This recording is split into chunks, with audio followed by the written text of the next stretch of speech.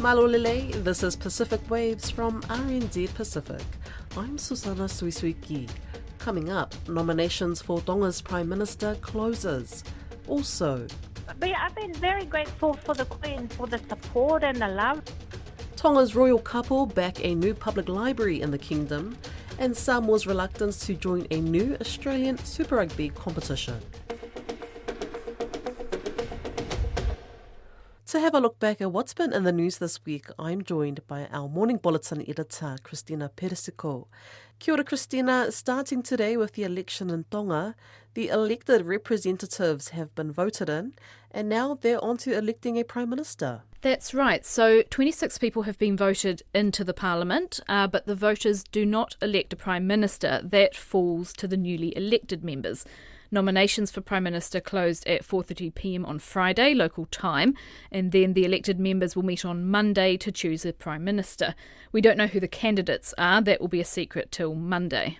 And what happens if no one gains a majority in Monday's vote? So under the Constitution, the vote will be repeated if no one gains a majority, with the candidate who wins the least number of votes eliminated from the next round. The winner will pick a cabinet which must then be approved and appointed by King Tupou VI. And we'll be keeping a close eye in Tonga. We move to Fiji now, and another apology is in the works. Last month, the country's military offered a formal traditional apology for its role in Fiji's political turmoil to the Great Council of Chiefs. So Fiji has had 4 major coups in the last 40 years, 2 of these in 1987, one in the year 2000, and the last one was in 2006. Now, the military says it plans to apologise to all ethnic and religious groups affected by the coups. There have been calls for the military to reach out to the Indo-Fijian community, which was the main target of Fiji's first 3 coups. A spokesman for the military, Lieutenant Colonel Irone Duambe, says it would do whatever it took to apologise to Fiji's minority groups, including Indo-Fijians. One of our reporters has spoken to Professor Stephen Ratuva of Canterbury University. He says a military apology to the Indo-Fijian community is long overdue. Moving to the climate front, there's a deep-sea mining study about animals on the seafloor. A large international study has shown that deep-sea mining causes significant damage to animal life on the ocean floor. So this is a British and Swedish study, the largest of its kind, and it analysed the impact of mining in the Pacific Ocean. A deep-sea scientist with Britain's Natural History Museum, Adrian Glover, says the number of living animals was reduced by 37% in mined areas. The scientists say the mining machines remove about the top 5 centimetres of sediment, and that's where most of the animals live. And what else is happening in world news? A proposal from the US administration has got a lot of attention this week. They are talking about requiring more information from travellers from visa-free countries, including New Zealand and Australia. The requirement has been part of tourist visa applications since 2019, but residents of visa-exempt countries have been able to apply for a waiver known as the Electronic System for Travel Authorisation, or ESTA, on which the provision of social media history is optional. But under this new proposal, the inclusion of 5 years' worth of social media data would also become a mandatory part of ESTA applications. Applicants would also have to submit other data such as phone numbers from the last 5 years and email addresses from the past decade and personal details of family members. And we're ending things off on a lighter note. 2 Pacific women have been named a winner and runner-up in the Miss France beauty pageant. Miss Tahiti won the event and Miss New Caledonia was first runner-up. Miss Tahiti, Hina Upoko Doviz, is 23 years old and she is a graduate in psychology. The French Polynesian president, Motai Brotherson, says they are on top of the world with the result and she is a superb representation of the country. First runner-up was 22-year-old Julie Collett, and New Caledonia's government said she has touched and brought together New Caledonians. The King and Queen of Tonga are putting their support behind the build of a new community public library in Nuku'alofa. So much so that they've been earmarked a piece of land on the royal estates in Kolomotua. Soana Aholele has more. The founders of the first library in Nuku'alofa, Kahoa Meimuli Corbett and her husband Brendan, were looking to build a second library. In 2018, the couple opened the first community public library in the village of Golovai on the western coast of Tongatapu. 3 years ago, while looking for new premises for a second library, Kahoa sent an email to Her Royal Highness Queen Nanasipa'u inquiring about an old property owned by the King. She was pleasantly surprised when the Queen replied with a generous offer of a piece of land. Located at the intersection of Halavaha Akolo and Vuna Road on the Palace Estate. And this is the result. It's just one email, and the Queen sent me the map. We want the library to be built here. And I was like, right next to the Royal Palace on the Palace Estate. In 6 years, the Golovai Library has become a busy hub, used by locals of all ages from the village and wider community. Mainly the Whinamatua take their children with them because they want to see them read. They want to see them read. And this is, some of them, like mothers and grandmothers were very well educated. People came, went there as far as Moa. With the continuous donations of books from libraries in New Zealand and worldwide, the library in Golovai has limited storage space. Thousands of books have already been donated to local schools. The excess of books are stored off-site in Auckland and Nuku'alofa, prompting the need for a new and bigger library. Her Royal Highness Queen Nanasipa'u has taken a keen interest in the project and has been helping where she can, even with storage costs. But I've been very grateful for the Queen for the support and the love. It would have cost us because it's actually $300 for the storage from what I heard, but we had it for free. Kahoa says it's a great privilege to have been gifted this property from the King and Queen of Tonga and know this is a unique opportunity to build a state-of-the-art library. Plans for the library were completed by Auckland-based architect Michael O'Leary, who is a family friend of the couple. So I actually sent him the map where the Queen and the King wanted the library to be built, and then he said, "What's an amazing piece of land." So he drew up the plan, but then the cost, it was a little bit too much. The library will have accessibility features, ensuring everyone can benefit.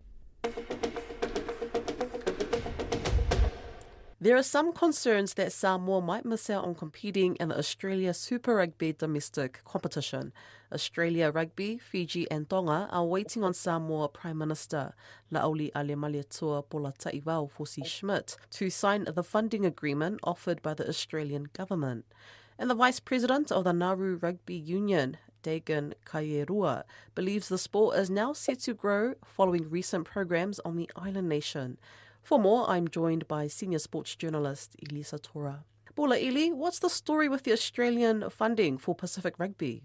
Hey, Bula Vinaka. Yes, the government of Australia is offering 150 million Australian dollars funding for 3 Pacific teams, Fiji, Samoa and Tonga, to be part of Australia's Super Rugby domestic competition. That kicked off this year. The first competition kicked off this year. And moving forward, they have proposed that these 3 teams be part of that as part of the work to try and build rugby in these 3 nations and try and link the teams to more competition in this extra Super Rugby domestic competition so that they can improve, as that is what the island nations have been requesting. So the funding is basically that, to try and help these Pacific teams and get them into the Super Rugby Australia domestic competition. As we know, at the moment there is the Fijian Drua and Moana Pacifica, which are part of the Super Rugby Pacific competition. There are some concerns that Moana Pacifica is not working out as additional or as initially planned, that it would help Samoa and Tonga build their national team. So getting into this other competition is what the island unions are hoping would help them in that cost. Okay, Fiji and Tonga sound keen to be part of this project. What's the story with Samoa Rugby? What's the hold-up? Yeah, it's something that the unions are now, Fiji and Tonga, and of course the Australian Rugby Union are now waiting on. There is reports that the Prime Minister of Samoa has yet to sign. Has yet to sign that agreement. I don't really know how long Australia will wait for that to be done, but the motion is that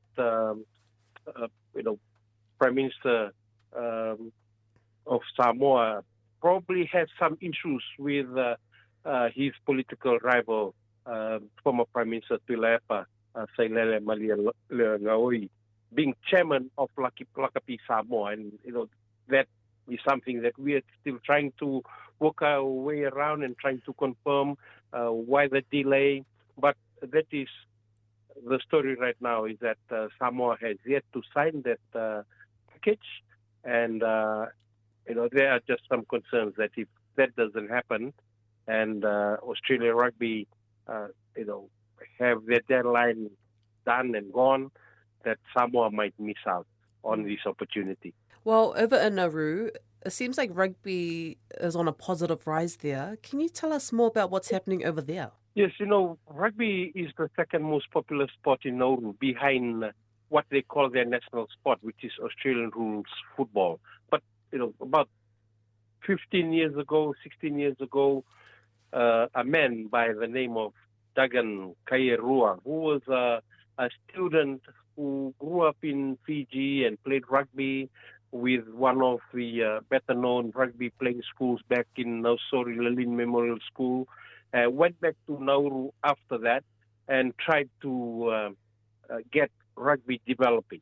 They have been able to do that, and they have their rugby union up and running, and they've had national teams. But with the stronghold of AFL in the country, and of course the unavailability of infrastructure such as a proper playing ground or grass field, right? They have not been able to really make any progress. But in the last few months, Nauru Rugby has been able to secure the service of former Fiji Sevens captain and Olympian Viri Tuai to go over there and help in their rugby programs. And then over the last few days in Nadi, they've had teams who had played in the junior competition there in Nadi and did very well. And the positive results has driven Kairua and the Nauru Rugby Union to look at other ways they can help develop the sport and make it something that Nauru interested players can take up moving into the future. And just to wrap up, Ili, there's been some good news out of New Zealand rugby in regards to voting rights for the Pacific Rugby Council. How did that come about? Great news indeed for Pacifica Rugby in New Zealand is the fact that now they have the Pacifica Rugby Council now has 2 votes on New Zealand rugby, and that was approved by 2/3 of the voting rights or the unions that were able to vote in a postal ballot that closed on December 10th. And now Pacifica Rugby have 2 votes on the board, and they can be part of that decision-making system of that, something that the Pacifica Rugby Advisory Board has been working on over the last 4 years. And that was revealed yesterday by the chairman of the New Zealand Rugby Board, David Kirk, and Pauline John Luton of the Pacifica Rugby Council, said that it's something that will help move Pacifica Rugby within New Zealand better, and they would be able to really push for issues that sometimes cannot be taken on board by New Zealand Rugby because they didn't have the representation. Now they have that, and they will be able to vote on issues that affect rugby in New Zealand, and of course pushing for Pacifica Rugby inclusion on New Zealand rugby matters moving forward.